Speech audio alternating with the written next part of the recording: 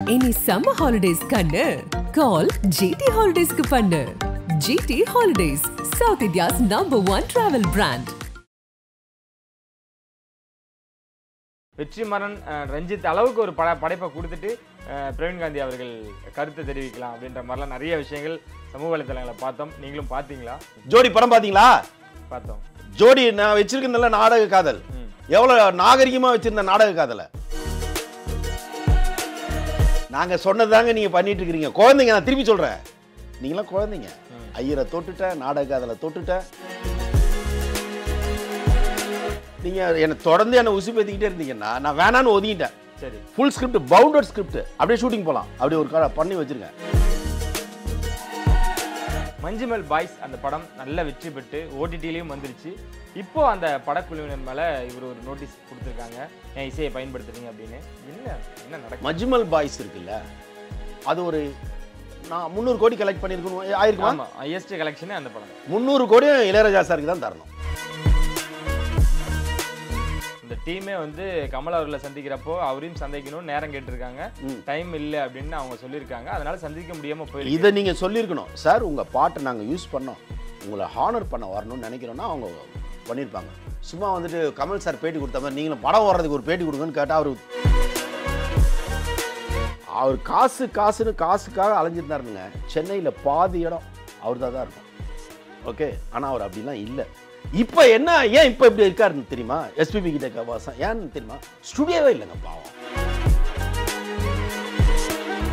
முக்கிய நிலையில உடனுக்குடன் குறிஞ்சி விலக தெரிஞ்சுக்கொள்ள ஆதன் செயலை டவுன்லோட் பண்ணுங்க. கீழே டிஸ்கிரிப்ஷன் லிங்க் இருக்கு. ஆதன் சி மனையில் அனைவருக்கும் ஒரு பெரிய வணக்கம் அண்ட் வெல்கம் டு ஷோ. இன்னைக்கு நம்ம கூட பிரவீன் காந்தி சார் இணைஞ்சிருக்காங்க. வணக்கம் சார். வணக்கம். எப்படி இருக்கீங்க? நல்லா இருக்கேன். சிறப்பு. நடுவில் ஒரு பத்த வெஸ்டியை பரட்டன்ற மாதிரி ஒரு 10 நாளா பத்தி எரிஞ்சுது. நம்ம மேட்டர் தான் பத்தி எரிஞ்சுது. சர்ச்சை வந்து நிச்சயமா சர்ச்சு பெல்லா அமையணுன்றது என்னுடைய ஆசை. அமைஞ்சிருக்கு. ஆமா, சர்ச் பெல் வந்து என்னைக்குமே ஒரு உற்சாகமான ஒரு மணி ஓசை தானே. சரி, நம்ம சர்ச்சையும் ஒரு சர்ச் பெல் மாதிரி ஒரு நல்ல தொடக்கமா இருக்கும். சர்ச்சையில நிறைய விஷயங்கள் பார்க்கப்பட்டுச்சு. பிரவீன் காந்தி வந்து இப்போ படங்கள் அதனால இப்படி பேசிட்டு இருக்காரு. பிரவீன் காந்தியோட படைப்புகள் இந்த மாதிரி இல்லை அப்படின்றாரு. வெற்றிமாறன் ரஞ்சித் அளவுக்கு ஒரு படைப்பை கொடுத்துட்டு பிரவீன் காந்தி அவர்கள் கருத்தை தெரிவிக்கலாம் அப்படின்ற மாதிரிலாம் நிறைய விஷயங்கள் சமூக வலைத்தளங்களை பார்த்தோம். நீங்களும் பார்த்தீங்களா? ஜோடி படம் கதை என்ன தெரியுங்களா? பிராமின் பொண்ணு சிம்ரன் வந்து பிராமின் பொண்ணு, அக்ரகாரத்து பொண்ணு. அதில் எங்கேயாவது நான் சொன்னேன்னா யாராவது அதுக்கு ஏதாவது பண்ணாங்களா? எவ்வளோ க்யூட்டாக நாங்கள் பண்ணோம். எங்கள் இன்டென்ஷன்னா வந்து ஐயர் பொண்ணை போய் கலங்கப்படுத்துறதுலாம் இல்லை. இசைன்ற ஒரு பேக்ரவுண்ட் எடுக்கிறோம், இசைக்கு தேவைப்படும். ஏன்னா இசைங்கிறது கர்நாடிக்கா அது இதுன்னும் போது ஒரு பிராமின் பேக்ரவுண்ட் இருந்தால் நல்லாயிருக்கும். அப்புறம் இங்கே வந்து பார்த்தா ஒரு ரிஜிஸ்டர் ஆஃபீஸில் பொண்ணுங்களுடைய வாழ்க்கை கெட்டு போகக்கூடாதுன்னு நினைக்கிற ஒரு நாசர் சார். அவர் எந்த கம்யூனிட்டியாக கூட இருக்கலாம், தேவராக இருக்கலாம், வன்னியராக இருக்கலாம், யாராக வேணா இருக்கலாம். அவர் நான் காட்டியிருக்கலாமே, நான் சொல்லவே இல்லையே. தேவைப்படலையே, கதைக்கு தேவைப்படலையே. ஒருத்தர் பொண்ணுங்க நல்லா இருக்கணும்னு நினைக்கிற ஒரு அப்பா, அவர் காதலில் வந்து ஏமாற்றி யாரையாவது பண்ணால் நாடக காதல் அதில் வச்சுருக்கங்க. நீங்கள் என்னங்க நாடக காதல்? ஜோடி படம் பார்த்தீங்களா? பார்த்தோம். ஜோடி நான் வச்சிருக்கேன் நாடக காதல், எவ்வளோ நாகரிகமாக வச்சுருந்த நாடக காதலை. நாசர் வந்து ஒரு பொண்ணை புத்திமதி சொல்லி அனுப்புவார். அந்த பையன் என்ன பண்ணுவான், ராம்கி நடிகர் இவர் நடிச்சார், ராம்ஜி நடித்தார். அந்த பொண்ணை வந்து சின்ன வயசு பொண்ணையே மனசை மாற்றி நாடக காதல் கூட்டு போய் சீரழிக்கும் போது சிம்ரன் வந்து காப்பாற்றுவோம். நாங்கள் சொன்னதாங்க நீங்கள் பண்ணிட்டு இருக்கிறீங்க. குழந்தைங்க, நான் திருப்பி சொல்கிறேன், நீங்களாம் குழந்தைங்க. ஐயரை தொட்டுட்டேன், நாடக காதலை தொட்டுட்டேன். அமீரோட ஃபஸ்ட்டு படம் என்ன, லவ் காதலை வந்து கெடுக்கிறது தான் அவரோட கேரக்டர் இல்லையா? அதை நாங்கள் நாசர்லேயே பண்ணிட்டோம். எல்லாம் குழந்தைங்க, நான் திருப்பி சொல்கிறேன். ஏன்னா இப்போ பாலச்சந்தர் சாரு, மணிரத்னம் சாரு, அவங்களுக்கு நாங்கள் குழந்தை. நீங்கள் அதை புரிஞ்சுக்கணும். அவங்களுக்கு நாங்கள் குழந்தை. யார்? பாலச்சந்தர் சாருக்கு நான் குழந்தை, பாரதி ராஜா சாருக்கு நான் குழந்தை, ஈவன் மணிரத்னம் சார் சொல்லலாம். அதனால உங்களை குழந்தைய பார்த்த அவங்களாம் வந்து உங்களுக்கு எதுவும் எதிர்ப்பு தெரிவிக்கல, எந்த விஷயங்களும் பண்ணல. சரி, உங்களோட குழந்தைகளுக்கு மட்டும் ஏன் இவ்வளவு? ஏங்க நாங்கள் பண்ண மாதிரி பண்ணுங்கன்றாங்க. நான் நாடக கதையில் சொன்னேன், யாராவது எதிர்த்தாங்களா? யாராவது ஐயோ இதில் ஐயர் வந்து சண்டை போட்டாங்களா? நீங்க பார்த்த கதைக்களத்தில் நீங்க பார்த்த ஆட்கள்ல அந்த மாதிரி இருந்திருக்காது, அந்த வழியோட அவங்க இருந்திருக்க மாட்டாங்க. இல்லவே இல்லைங்க. சினிமான்றது ஒரு பொதுவாக உட்காந்து பார்க்குற படங்க. அதில் நீங்கள் அந்த மாதிரியான வன்மத்தை திணிக்க கூடாதுன்னு தான் சொல்கிறேன். நீங்கள் சொல்கிற எல்லாத்தையும் நான் சொல்லிட்டேன்னு சொல்ல வரேன். அதனால நீங்கள் எனக்கு குழந்தைன்னு சொல்ல வரேன். ஆனால் நான் பண்ணும்போது யாரும் என்னை திட்டல, சண்டை போடல, கத்தலை, கலாட்டா பண்ணல. இன்றைக்கும் ஜோடி வந்து டாப் 10 சன் டிவியில் ரட்சகனும் ஜோடியும் டாப் 10 ஃபிலிம்குள்ளே இருக்குது. தொடர்ந்து போடுற படங்கள்லாம் அது அவங்களே சொன்னாங்க எனக்கு. அதனால் நாங்கள் எல்லாத்தையும் சொல்லிட்டோம். அழகாகவும் நாகரிகமாகவும் கலைநயத்தோட சொல்லிட்டோம். இப்போ நீங்கள் ஒரு வன்மமாக சொல்கிறது வேணான்றது தான் என்னுடைய பார்வை. இதுக்கு பதிலுக்கு நீங்கள் படம் பண்ணி ஆகணும்னா நான் படம் பண்ணக்கூடாதுன்ற முடிவில் இருக்கேன். நீங்கள் திருப்பி திருப்பி இதே மாதிரி கேட்டுக்கிட்டு இருந்தீங்கன்னா ஜல்லிக்கட்டை வச்சு வாடி வாசலில் வாடி பார்த்துடலான்னு ஆடி பார்த்துடலாம். வாங்க, நான் ஒரு ஸ்கிரிப்டாக பண்ணி வச்சுருக்கேன். வாடி வாசலில் வச்சு ஃபுல் ஸ்கிரிப்ட் ஜல்லிக்கட்டை வச்சு நீங்கள் என்னை தொடர்ந்து என்னை உசுப்பேத்திக்கிட்டே இருந்தீங்கன்னா நான் வேணான்னு ஒதுங்கிட்டேன். சரி, ஃபுல் ஸ்கிரிப்ட், பவுண்டட் ஸ்கிரிப்ட், அப்படியே ஷூட்டிங் போகலாம். அப்படியே ஒரு கடை பண்ணி வச்சிருக்கேன். ஜல்லிக்கட்டு பேஸு போட்டு பார்த்துடலாம். அப்படியா? போட்டு பார்த்துடலாம். ஓகே, வாடி வாசல்ல வாடி பார்த்துடலாம், ஆடி பார்த்துடலாம். தலைப்பே வாடி வாசல் தானே? இல்ல வாடி வாசல் அவர் வச்சிருக்காரு இல்லையா? சரி சரி. நம்மளது வந்து வேற ஜல்லிக்கட்டு பேஸ்ல தான் டைட்டில் வரும். அது நான் வேணான்னு இப்போ முடிவுக்கு வந்துட்டேன். நான் சினிமா வேணாம், டைரக்ஷன் வேணாம், நடிக்க யாராவது கூப்பிட்டா போகலாம். அதுவும் யாராவது கூப்பிட்டா தான் போவேன். நான்லாம் போய் யாருக்குன்னு கேட்க மாட்டேன். கேட்டுக்கிட்டு இருந்தேன் சும்மா ஃபோன் பண்ணி அப்படின்னா. அது இன்னமும் கடவுள் நம்மளை வேற எங்கேயோ கூப்பிட்டு போறாரு. நீ வா வேற கேமுக்கு வான்னு கூப்பிடுறாரு மாதிரி தெரியுது. அதில் நம்ம வேற கேமுக்கு போயாச்சு. சூடேத்தி நீ என்ன பண்ணிட்டேன்னா அப்புறம் நான் இறங்கிடுவேன். சரி, போட்டு ஜல்லிக்கட்டு உங்களோட கதையில யார் சார் கதாநாயகன்? கதையின் நாயகன் யார்? கதை தாங்க நாயகன். கதை களம் தான் நாயகன். அந்த கதையின் நாயகனா யார்? நான் நடிப்பேன். ஓ, நான் நடிப்பேன். என் ஸ்கின் டோன் கரெக்டாக இருக்கும். அந்த களத்தில் இறங்கி சின்ன சின்ன ஆளுங்களே இருந்தால் கூட போதும் எனக்கு. அது வந்து வெரி ஸ்ட்ராங் ஸ்கிரிப்ட். ஆக்சுவலி ஒரு உண்மையை சொல்கிறேன்.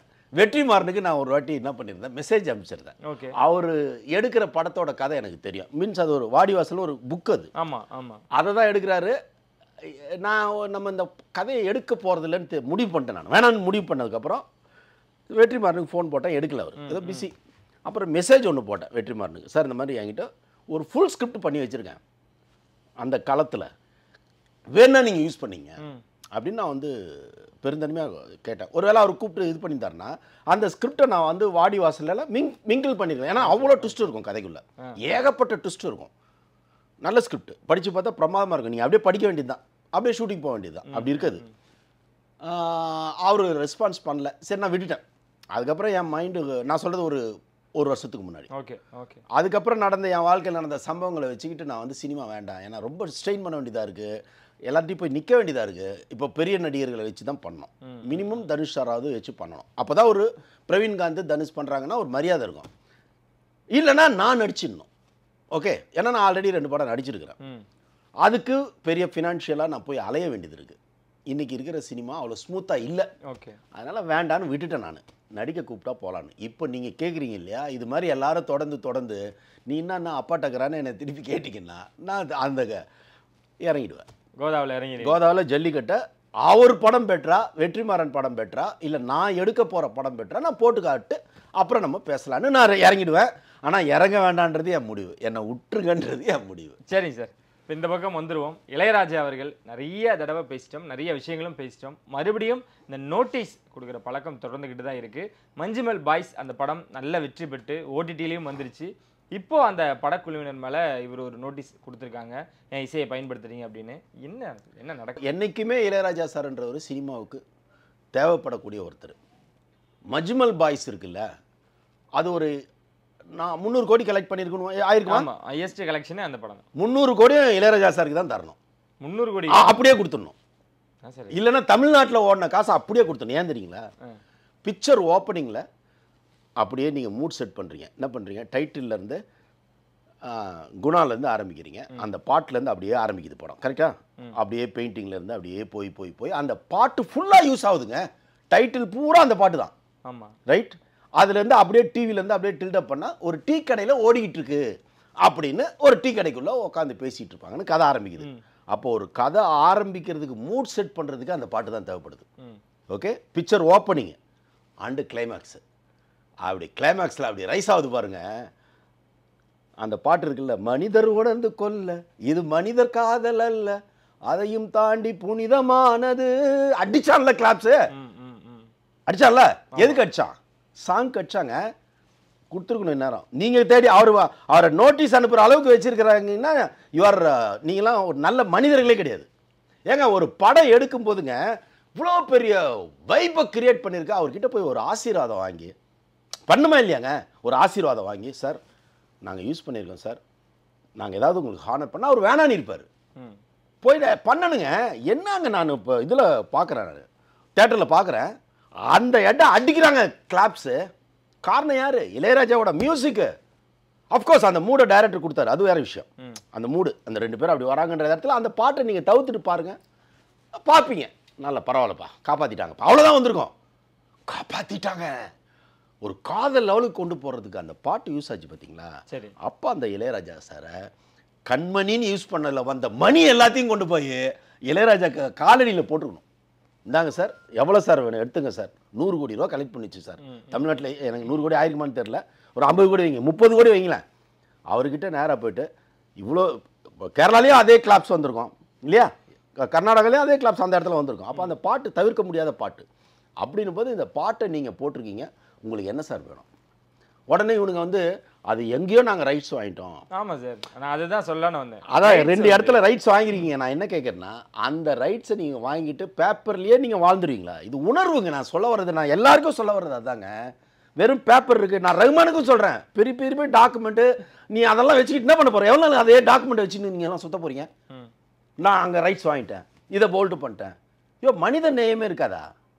மனித நேயமே நீ வச்சுக்க மாட்டீங்களா? இவ்வளோ பெரிய வெற்றி தமிழ்நாட்டில் மட்டுமே எனக்கு தெரிஞ்சு என்ன, நான் ஒரு ஒரு ஒரு ஒரு சினிமாக்காரன் பார்வையில் பார்க்கும்போது அட்லீஸ்ட் ஒரு 20 30 கோடி ரூபா கலெக்ட் பண்ணி 50 கோடி ரூபா கிட்ட சொல்லியிருக்காங்க. சரி, 50 20 30 வாட் எவர் இட் இஸ். அந்த ப்ரொடியூசர் என்ன பண்ணியிருக்கணும், அதை தேட்டரில் பார்க்கும்போது தெரியும், ஆகா அந்த பாட்டு தாண்டா அதில் ஹைலைட்டு. ஓகே, ரைட்ஸ் வாங்கிட்டோம், இருந்தாலும் ராஜா சாருக்கு ஏதாவது பண்ணுமே அப்படின்னு சொல்லி நீங்களே போய் ஒரு ராஜா சாரை பார்த்துருந்தீங்கன்னா, அவர் வந்து நீங்கள் பார்த்துருந்தாலே உங்கள் மேலே ஒரு மரியாதை வந்திருக்கும். பரவாயில்ல, இவங்க மதிக்கிறாங்க நம்மளன்ட்டு.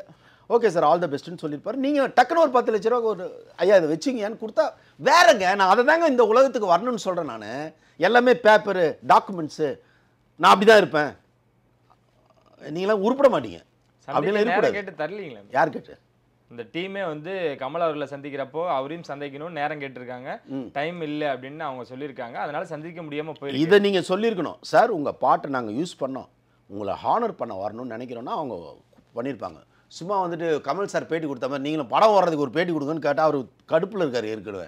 நீங்கள் படம் இன்னும் ஓடுறதுக்கு அவர்கிட்ட பேட்டி கேட்பீங்க. நீங்கள் சொல்லும்போதே சொல்லணும், சார் சார் ஆனர் பண்ண நாங்கள் வரோம், எங்களுடைய கடமை அதுன்னு சொன்னால் யாரோ வேணான்னுவாங்களா? ஏன் சார் இப்போ வராங்க? ஓடிடிலேயே ரிலீஸ் ஆயிடுச்சு படம். சரி, இப்போ இந்த நோட்டீஸ் அனுப்ப என்ன காரணம்? இவ்வளோ நாட்கள் என்ன நோட்டீஸ் அவங்க முன்னாடியே போயிருக்கும். நியூஸ் நமக்கு இப்போ தான் வருது. ஏன்னா நோட்டீஸ் அனுப்புறதுன்றது வக்கீலை பார்த்து டிஸ்கஸ் பண்ணி அது ஒரு ப்ராசஸ் இருக்குல்ல, லாங் ப்ராசஸ். அது கோர்ட்டுக்கு போய் கோர்ட்லேருந்து பதிலுக்கு அவங்களுக்கு போனதுக்கப்புறம் தான் நியூஸ் வருது. இது எல்லாமே ஒரு மேக்ஸிமம் ஒரு மாதம் ப்ராசஸ் இது. இல்லை, நாளைக்கு ஒரு படம் ரிலீஸ் ஆக போதுன்னா அந்த கதைக்களம் என்னது அப்படின்னு இன்னைக்கு கேஸ் போட்டாலே நாளைக்கு படத்தை ஸ்டாப் பண்ணலாம். இல்லை, இப்போ இளையராஜா சாருக்கு அந்த படத்தை ஸ்டாப் பண்ணுன்றதெல்லாம் இன்டென்ஷன் இல்லைல்ல. சீச்சி, அதெல்லாம் இல்லை சார். அந்த மாதிரி ஃபாஸ்ட்டாக நடக்கக்கூடிய விஷயங்கள் ஏன் இந்த பாட்டுக்கு இவ்வளோ டிலே ஆச்சு? இந்த நோட்டீஸ் எப்பயோ அடுத்த நாளே அவங்க கை இல்லை. அதாவது அவங்களுடைய வாதம் சாருக்கும் தெரிஞ்சிருக்கும், நம்ம இந்த பாட்டை யாருக்கு கொடுத்தோம், ஏதோ ஒரு கம்பெனி கொடுத்துருக்கோம். கம்பெனி கொடுத்துருந்தாலும் அவன் நமக்கு ஏதாவது ஆனர் பண்ணானா, அவன் ஆனர் பண்ணியிருக்கணும். சார் எங்களுக்கு அவங்க ஆனர் பண்ணாங்க, நாங்கள் இந்தாங்க உங்களுக்கு ஆனர் பண்ண அவன் பண்ணியிருக்கணும் நியாயமாக. அவன் ஒரு 1 லட்ச ரூபா தான் சார் வந்தது, இந்த 1 லட்சத்தை இளையராஜா சாருக்கு என்னத்தை கொடுக்குறதுன்னு அவன் நினச்சிருக்கலாம் மேபி. அப்போ இந்த கோவம் அவங்க மேலே வர வேண்டியது, இந்த டீம் மேலே இல்லை. இல்லை 2 பேரும் சேர்ந்து ராஜா சாரை வந்து பார்த்துருக்கணும். இந்த கம்பெனியும் இந்த மாதிரி சார் ஏதோ யூஸ் பண்ணியிருக்காங்களா, ஒரு அமௌண்ட் அனுப்பிச்சிருக்காங்க, அந்த அமௌண்ட் இவ்வளோ போதுமா, இன்னும் ஏதாவது இன்க்ரீஸ் பண்ணி கேட்கணுமான்னு அவங்க கேட்டுருக்கணும். அப்போ அவங்க என்ன பண்ணுவாங்கன்னா டிஸ்கஸ் பண்ணிவிட்டு இது பண்ணாங்க. சார் இதில் எதுவுமே வேண்டாம் சார், உங்களுக்குள்ள ஒரு படம் ஓடுறதுக்கு ஒருத்தருடைய பாட்டு வந்து உச்சத்தில் நிற்குது. பிக்சர் ஓப்பனிங்கில் யூஸ் பண்ணுறீங்க, கிளைமேக்ஸில் யூஸ் பண்ணுறீங்க, 2 ஹைலைட்டாக கதைக்கு காரணமாயிடுச்சு. அது அப்படின்னும் போது நீங்கள் அவரை போய் ஹானர் பண்ணுன்றது தான் என்னோட இது. நான் அவங்ககிட்ட பர்மிஷன் வாங்கிட்டேன் அப்படின்ட்டு நீ இது பண்ணிட்டீங்கன்னா அப்போ நீ உன் புத்திசாலித்தனம் தான் இங்கே வேலை செய்யுது. நான் புத்திசாலித்தனமே வேணாம் சார், அறிவை வைக்காதீங்க. உணர்வுபூர்வமாக அப்படி ஒரு படம் எடுத்தால் அப்படி ஒரு கலைஞன் அவரை போய் நம்ம நேரில் அவரை ஆனர் பண்ணுவோம் அப்படின்னு நீங்கள் நினச்சி போனாலே அவருங்களை மரியாதை செலுத்தி பரவாயில்ல இருக்கட்டும்பாங்க. நீங்கள் அதை பற்றி பை நோட்டீஸே என் அட்வொகேட் பேசுவார்னு சொன்னீங்கன்னா ஒரு கோவம் வரும், யாராக இருந்தாலும் ஒரு கோவம் வரும். அப்படிப்பட்ட ஒரு கோவம் தான் இளையராஜா சாருக்கு. நானாக இருந்தால் என்ன பண்ணியிருப்பேன், கண்மணி பாட்டுக்காக வந்த மணியை அப்படியே தூக்கி கொடுத்துருங்க. சரி, கமல் அவர்களோட தயாரிப்பு தான் நினைக்கிறேன் குணா படம், அவர்கிட்ட நாங்கள் வாங்கிட்டோம். பாட்டோட உரிமையை வச்சிருக்க அந்த கம்பெனிக்கிட்ட வாங்கிட்டோம். கமல் அவர்களை சந்திச்சிட்டோம். இளையராஜா அவர்கள் கமலுக்கு எவ்வளோ க்ளோஸ்ன்னு தெரியும். இதே தான் கூலிக்கும் நான் கேட்டிருந்தேன், என்ன கமல் இந்த மாதிரி உங்களுக்கு ஏதாவது வந்திருந்ததா, இந்த மாதிரி பசங்க என்னை சந்திக்கல, எனக்கான அது ராயல்ட்டியும் வரல அப்படின்னா கமல் அவர்களே எக்ஸ்பிளைன் பண்ண போகிறாங்க. அவங்களும் ஒரு டீம் வச்சுருக்காங்க. ஏன்னா மற்ற எல்லாருக்குமே ஒத்துழைச்சி போகிற அந்த மஞ்சுமல் பாய்ஸ் டீமு இளையராஜா அவர்கள் மட்டும் பகச்சிக்கணும்னு என்ன சார்? யார் அவங்க ஒத்து போயிட்டாங்க? கமல் அவர்களை சந்திச்சாங்க. ஏங்க கமலை எதுக்கு சந்திச்சாங்க? மார்க்கெட்டிங்க. மார்க்கெட்டிங் கமல் அழைச்சார், கமல் அவர்கள் அழைச்சார். அந்த கமல் அப்போ ஒரு சிக்கல் ஏதோ இருந்தார், நாட்டிலே ஒரு சிக்கல் இருந்தது, போதை பிரச்சனை. அதை டைவெர்ட் பண்ணுறதுக்கு அதை பண்ணாங்க. திருப்பி நோண்ட விடாதீங்க, நான் பலதை பேச ஆரம்பிச்சிடுவேன், விடுங்க. என்னன்னா கமல் சாருக்கு அந்த நேரத்துக்கு ஒரு டைவர்ஷன் ஒன்று தேவைப்பட்டுச்சு நாட்டுக்கு. அப்போ போதை மேட்ரு ஒன்று சினிமாவுக்குள்ளே சுற்றுது. டக்குன்னு அந்த நேரத்தில் தான் அந்த படத்தை டைவெர்ட் பண்ணி கமல் சார் கூப்பிட்டு அவங்களே பாராட்டிட்டாங்க அப்படின்னு. அது ஒரு மார்க்கெட்டிங். கமல் சார் கூப்பிட்டு பாராட்டினதுக்கப்புறம் தான் அந்த படம் கவனிக்கப்படுச்சு. சரிமா உங்களுக்கு? கமல் சார் விஷ் பண்ணார், அடுத்து தனுஷ் விஷ் பண்ணார். அப்போ அவர் எல்லாருக்கும் இந்த இடத்துல ஒரு கேள்வி என்ன எழுதுனா, இப்போ ஒரு பேங்க் பணம் எடுக்க போகிறோம், அந்த பேங்க் அவங்களுதுன்னு வச்சுப்போம். அங்கே நம்ம வந்து சலான் எடுத்து ஃபில் பண்ணால் கேஷியர்கிட்ட கொடுக்குறோம், அவங்க வந்து பைசா எவ்வளோன்னு பார்த்து செக் பண்ணி நம்மகிட்ட பணம் கொடுக்குறாங்க. அதுதான் சார் நம்மளோட ட்ராவல். ஏதாவது பிரச்சனைனா தான் மேனேஜரை போய் சந்திங்க அப்படின்னு அவங்க சொல்லுவாங்க. பிரச்சனையே இல்லையே, நான் ஏன் போய் அவரை சந்திக்கணும்? என் காசு, நான் போட்ட காசு சேவிங்ஸில் இருக்குது, நான் எடுத்துகிறேன், நான் போய் எழுதுறேன், வாங்கிட்டு வந்துக்கிட்டே இருக்கேன். எனக்கு பிரச்சனை வந்தால் நான் அவரை போய் சந்திச்சுக்கிறேன். மற்றது எனக்கு ஹெல்ப். அந்த படம் ஓடுறதுக்கு அந்த பாட்டு தான் காரணம்ன்றான். அவர் யாரோன்றீங்க? அதனால தான் சார் சொல்கிறேன், அவர் பிள்ளையாருங்க. அந்த படத்துக்கு அவர் தான் பிள்ளையாரு. நீங்கள் இன்னைக்கு அந்த என்ன மஞ்சுமல் பாயதா, அப்படி ஒரு படம் தமிழ்நாட்டுக்கு தெரிய ஆரம்பித்ததுக்கு காரணம் கொடைக்கானலில் குணா கேவ்னு ஒரு கேவு. அது குணா படம் எடுத்தாங்க. ஆனால் குணா படம் எடுக்கும்போது படம் ஆவரேஜ், தெரியல. தளபதி வந்து அடிச்சு தூக்கிடுச்சு, இதுக்கு சுமார் தான். அப்போ ரசிக்காத மக்கள் இப்போ அதே விஷயத்தை ரசிக்கிறாங்கன்னா அது அந்த டைரக்டரோட திறமை ப்ளஸ் அந்த பாடல், அந்த மூட் செட்டு. ஓகே, அப்போது அதுக்கு காரணமான ஒரு இளையராஜா சாரை ஹானர் பண்ணுன்றது அடிப்படையாக உங்களுக்கு தெரிஞ்சிருக்க வேண்டிய குணம்ங்க. அது குணம். அதுதான் சார் நாங்களும் சொல்கிறோம். அந்த டீம்லேருந்து கேட்டிருக்காங்கன்னா ஒரு பேட்டி கொடுங்க சார், எல்லாம் கொடுக்குறாங்க, அதே மாதிரி நீங்களும் கொடுங்கன்னு கேட்டிருப்பீங்க. கமல் சார் கொடுத்துட்டாரு, ரஜினி சார் கொடுத்துட்டாரு, தனுஷ் சார் கொடுத்துட்டாரு, விக்ரம் சார் கொடுத்துட்டாரு, இளையராஜா சார் கொடுத்துட்டாருன்னா நல்லா இருக்கணும், எல்லாம் ஃபீல் பண்ணுறாங்கன்னு போயிருப்பீங்க. சார் அவரை ஆனர் பண்ண விரும்புகிறோம் சார், அவருடைய பாட்டு தான் சார் எங்களுக்கு வந்து பலம், அவரை ப்ரொடியூசர் வந்து அவரை ஹானர் பண்ண விரும்புகிறார் சார் அப்படின்னு சொல்லியிருந்தா வேக வேகமாக கதவுகள் திறக்கும். அதுதான் மரியாதை. அவர் வேணான்னு கூட சொல்லியிருப்பார், பரவாயில்ல நல்லா இருங்கன்னு இருப்பார். இந்த படத்தை பற்றி இந்த கேள்வியோட நான் முடிச்சுக்கிறேன் சார். இந்த மாதிரி மலையாளத்துலேருந்து வராங்க, இந்த பாட்டை பயன்படுத்துகிறோன்றாங்க, யார் யார் அணுகணும் அப்படின்றாங்க. ஒருத்தர் இருப்பார் கைட் பண்ண, நீங்கள் போங்க ஃபஸ்ட்டு ப்ரொடக்ஷன் டீமில் பாருங்கள், அதுக்கப்புறம் இந்த கம்பெனிகிட்ட அவங்கள்ட்ட காப்பிரைட் வச்சுருக்காங்க, அவங்ககிட்ட வாங்குங்க, இதுதான் டேர்ம்ஸு, இதுதான் அப்படின்னு அவங்கள வழி நடத்திருப்பாங்க. அவங்களும் வந்து கமல் சாரோட ஆஃபீஸில் கேட்டிருப்பாங்க, ஓகே எல்லா ஃபார்மாலிட்டிஸும் முடிஞ்சு இந்த பேமெண்ட்லாம் பண்ணிடுங்க அப்படின்றாங்க. அவங்கக்கிட்ட இன்கேஸ் இளையராஜா அவர்கள்ட்டையும் ஒரு வார்த்தை நீங்கள் கேட்டுக்குங்க, இல்லை அவர்கிட்ட ஏதாவது ரைட்ஸ் இருக்கான்னு பார்த்து அதுக்கப்புறம் வாங்கினா அவங்க கேட்க போகிறாங்க. இவ்வளோ தூரம் செலவு பண்ணி அந்த பாட்டோட உரிமையை வாங்கின அவங்க என்ன செலவு பண்ணியிருப்பாங்கன்னு நினைக்கிறீங்க? இந்த பாட்டுக்கு எவ்வளோ உரிமையாக என்ன சார் நியாயமாக நான் என்ன சொல்கிறேன்னா, அது நீங்கள் எங்கே அது அந்த கற்பனைக்கு அதிபதிக்கிட்ட இருந்து ஆரம்பிக்கணும். அந்த கற்பனையை வச்சு வியாபாரம் பண்ணுற முதலாளிகிட்ட போய் பேசாதீங்க. கற்பனைக்கு அதிபதி யார்? அவர் கமல் சார் ப்ளஸ் இவர் ரெண்டு பேரும். நீங்கள் கமல் சார்கிட்ட பேசினோடனே சரி கம்பெனிக்கிட்ட பேசிட்டோம்னா நியாயமாக கமல் சார் அதை பண்ணியிருக்கணும். சார் இப்போ உங்கள் படம் வந்து ரீலீஸ் பண்ணுறேன், நான் உங்ககிட்டையும் உங்கள் ப்ரொடியூசர்ட்டு தான் கேட்க முடியும், இசையமைப்பாளர்கிட்ட போய் நான் கேட்க முடியாது.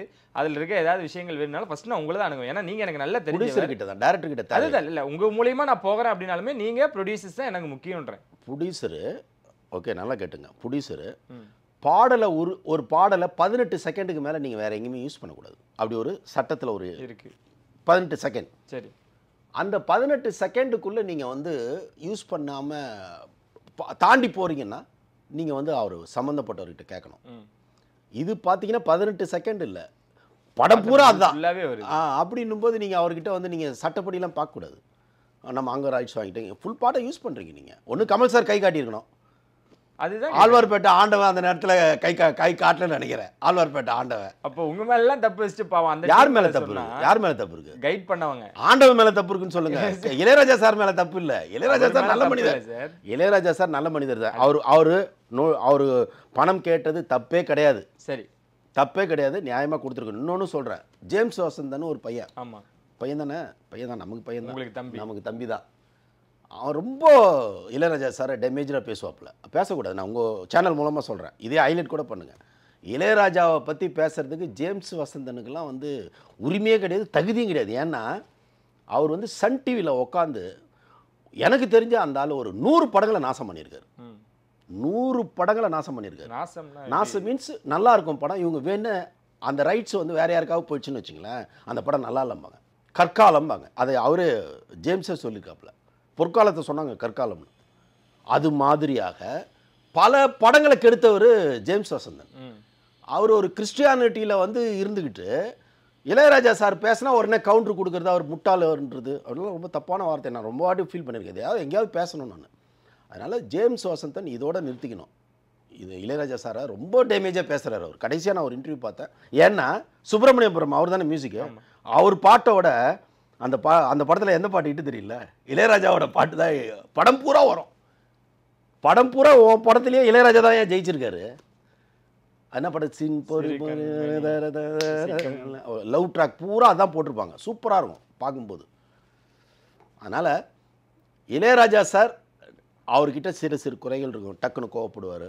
அப்படிலாம் இருந்தாலும் அவருடைய பாடல்களுக்காக, ஏன்னா கிட்டத்தட்டங்க 5000 பாட்டுங்க விடிய விடிய கேட்டுக்கிட்டே இருக்கலாங்க சார். அவர் தான் சார் கடவுள், அதில் எந்த ஒரு மாற்றம். அவ்வளோதாங்க.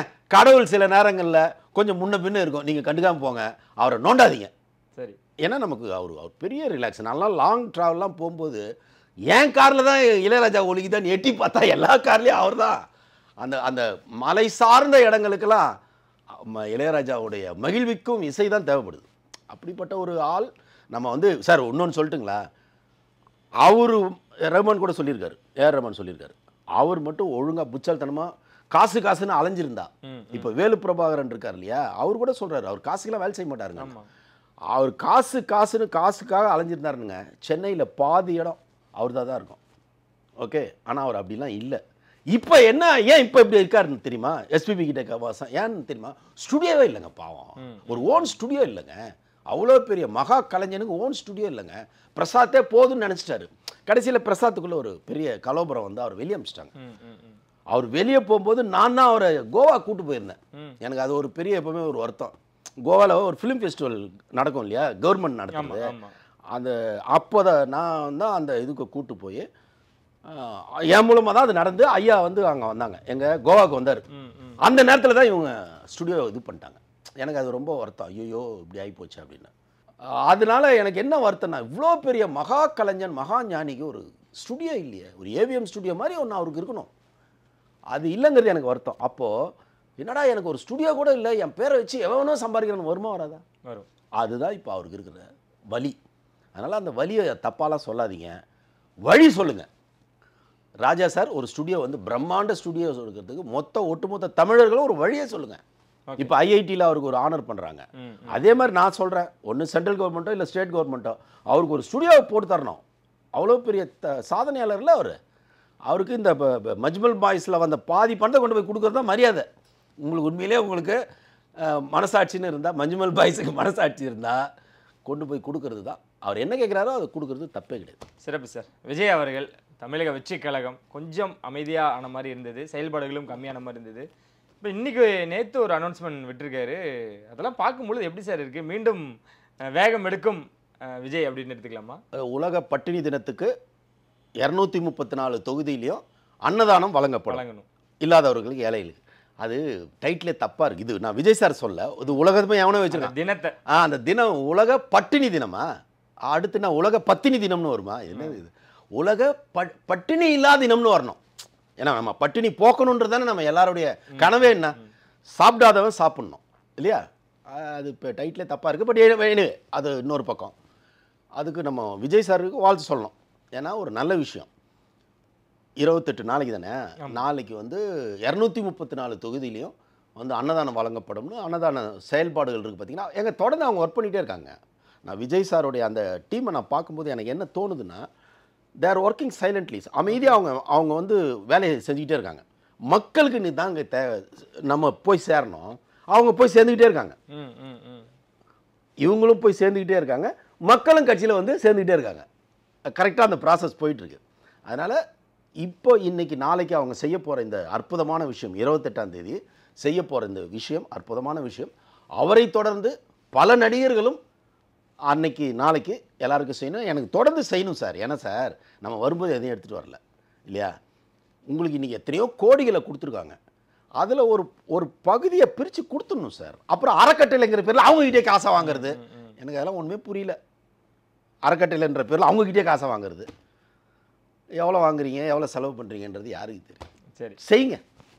விஜயோட இந்த நடவடிக்கைலாம் பார்க்கும்பொழுது மற்ற நடிகர்கள் இதை பண்ணணும் பண்ணலை, அது அவங்களோட விஷயம். அரசியல் சார்ந்தா செய்கிறாரு, அரசியல் நோக்கத்துக்காக தான் செய்கிறாரு, அரசியலுக்கு வந்துட்டாரு, இனிமேட்டுமா இப்படி அந்த விமர்சனம் வைக்கணும்? வெறும் அரசியலை நோக்கி மட்டும் இல்லை, அது ஒரு அடிமனதிலிருந்து மனிதாபிமானம் கலந்ததாக தான் நான் பார்க்குறேனே தவிர, ஒருவேளை நீங்கள் அரசியல்னு சொன்னால் கூட தப்பு இல்லை. அரசியல் பார்வையில் தான் அவர் பண்ணுறாருன்னா கூட தப்பு இல்லை. எப்படியோ நல்லது போய் சேருது இல்லை, அவ்வளோதான். நமக்கு அது நல்லது போகிறதுக்கு அதுக்கு ஏதோ ஒரு காரணமாக இருந்தாலும் சரி. நாளைக்கு ஆட்சியில் சேரில் உட்காந்து செய்ய வேண்டிய விஷயத்த இப்போவே ஷேர் பண்ண ஆரம்பிச்சிட்டாரு. ஓகே, அவ்வளோதானே, நல்லது தானே. எந்த பேரில் பண்ணால் என்ன, ஷேரு. ஓகே, இந்த பக்கம் சிலம்பரசன் அவர்கள் தக் லைஃப் பயங்கரமாக போயிட்டு இருக்கு அப்படின்னாங்க. பயங்கரமான ஒரு அவங்க ஃபேன்ஸுக்கெலாம் ஒரு விருந்தே கொடுக்க போகிறாரு. ஏன்னா கமலஹாசன் அவர்களோட இந்த தளபதி பாட்டில் வர மாதிரி ஒரு டான்ஸ் கேள்விப்பட்டீங்களா சார்? எப்படி வரப்போகுது? அதாவது கமல் சார் எப்படின்னா, ஃபஸ்ட்டு குருதிப்புணல்னு ஒரு படம், ஜென்டில்மேன் ரிலீஸ் ஆகி சூப்பர் ஹிட்டு. அர்ஜுன் சார் வந்து வேறையா கன்வெர்ட் ஆகிறாரு. அதுக்கு முன்னாடி இருந்தது வேற, ஜென்டில்மேனுக்கு அப்புறம் அவர் மாறிட்டார். அவரை கூப்பிட்டு குருதிப்புணலில் கூட சேர்த்துக்கிறாரு. அடுத்து ஷாருக் கான் எங்கேயோ சொல்கிறாரு ஐ லவ் கமல் சார் அப்படின்னு. உடனே அவரை கூப்பிட்டு ஏராமில் போடுறாரு. அடுத்து மாதவன் அப்படி அப்புறம் காசு மேலே காசு வந்துன்னு பிரபுதேவ கூட வச்சுக்கிட்டு, இது என்னென்னா அப்பப்போ கூட சேர்த்துறது. அது மேக்ஸிமம் அது கூட சேர்ந்தாலும் அது கவுந்துடுற மாதிரி தான் இருக்கும். ஆனால் சிம்பு கவுர மாட்டார்னு நினைக்கிறேன், தெம்பா நிற்பார்னு நினைக்கிறேன் சிம்பு. ஏன்னா சிலம்பு சுற்றக்கூடிய ஆள் தான் நம்ம சிலம்பரசன். யார் வந்தாலும் சிலம்பு சுற்றுவாப்புல. என்ன ஒன்று தான், நல்ல டான்ஸர் கமல் சார் ஆகட்டும், சிலம்பரசன் ஆகட்டும், நிச்சயமாக நடனம் நல்லாயிருக்கும். இப்போ நீங்கள் அந்த படத்தில் பார்த்தீங்கன்னா மம்முட்டி தளபதி தானே சொல்கிறீங்க, அதில் டான்ஸே இருக்காது.